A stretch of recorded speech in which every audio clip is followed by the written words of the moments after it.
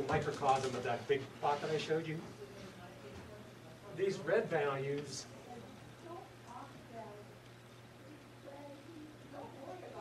I think that these are the TSS. One is TSS and one is BOD.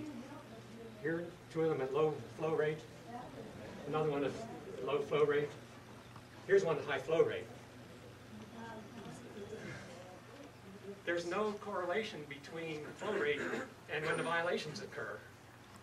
In fact, more of them occur when the rate is low.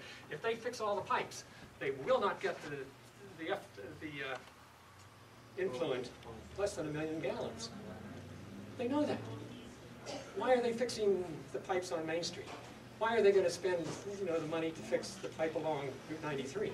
It's not going to affect their violations. Nobody's looked at the data except me.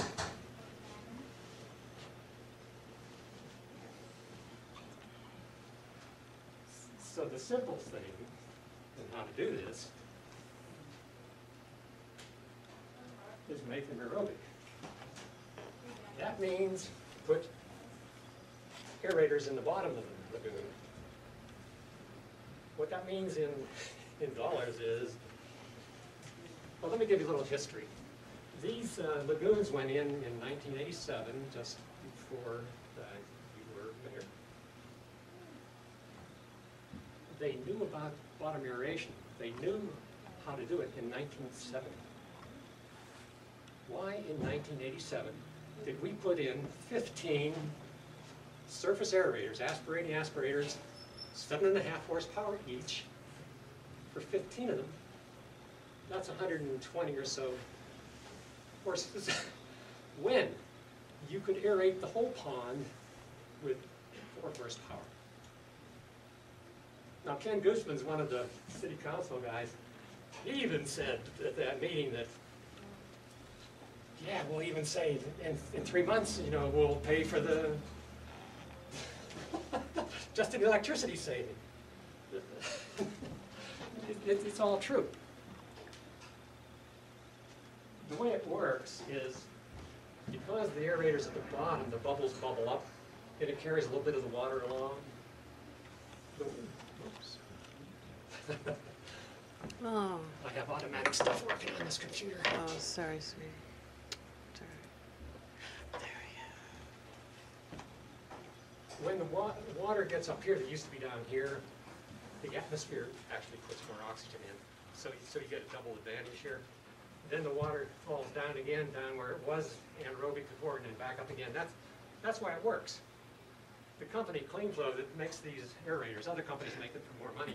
But he said, when you tell your people, the city council, that it's going to take $20,000 to fix it, he said, they won't believe you. He was right. They don't. They agreed to do it because they're thinking it could hurt. Would they have to make the lagoons smaller so you get the depth and also the... No. You wouldn't? No, just put them in and you're done. You really are. What we're changing is from this, where I was down there with these Hawk lagoons. Fred was there with me. The guy from Hawk was there. The bottom, no oxygen. Halfway down, no oxygen. On the surface, about what you'd expect in the first 6 inches or so. So what we have is aerobic here, anaerobic the rest of the way.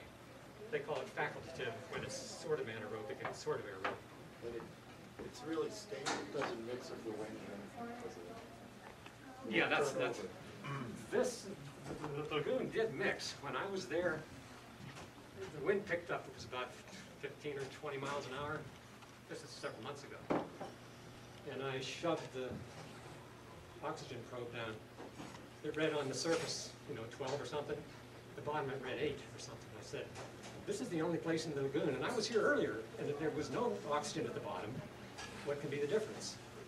Well, people from your discipline, Bruce said, well, if the wind blows in a 12-foot deep lagoon, you probably will get the water maybe an inch higher on the downwind side. And that water then goes down. That's the only time that the bottom has any aeration in these lagoons. And I explained all this to the city council lots of times. I mean, this is not the first time, that I've tried to bring this up.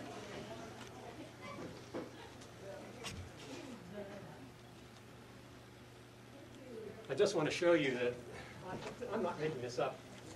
If you look at this compilated table, and I just picked this from some lake out in California a couple of years ago, and we look at dissolved oxygen. At the surface, 11.7, 11.4 and 1 in the middle. They didn't even measure the bottom because they saw no use for it. And that's the way the data is, and that's the way the data is that I passed around. You can look at those tables when we're down there. It's the same. There's no oxygen at the bottom.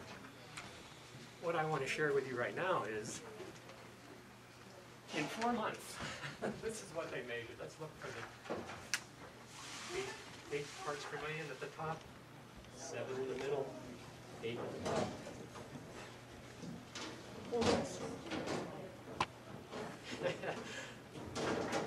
A year ago, instead of buying this book for $60,000, that's $833 a page. Had they put these bottom aerators in, we will have been in compliance for 2 years now. That's how long it takes. These are the recommendations I gave to the city. I said, we need to test the water. Then we need to put the bottom aeration in. Then we need to test the water again. They have all this. When is it going to happen? These are the calculations that I referred to earlier. 4 horsepower compared to 15 times 7.5 horsepower. That's what even Ken Goosen could figure out. Okay. This is a little easier.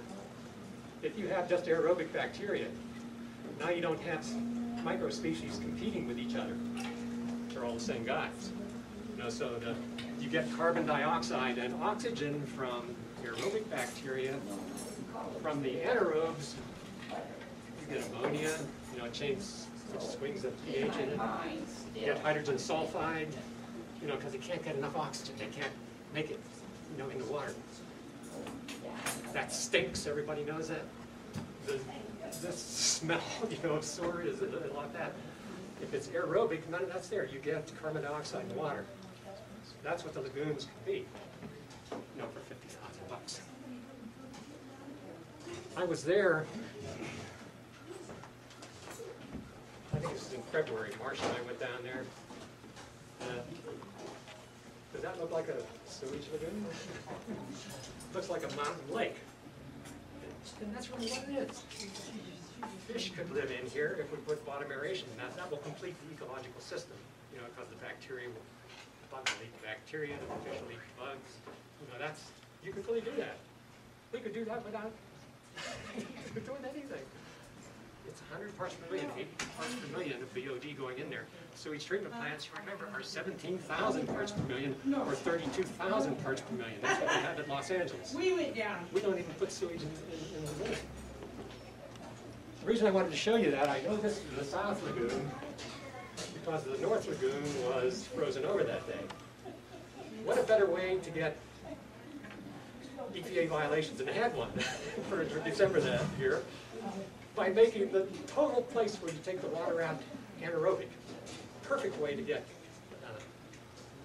Harry Shanavelt, who runs the company, they didn't train Harry to do too much, but Harry does a good job with what he can do.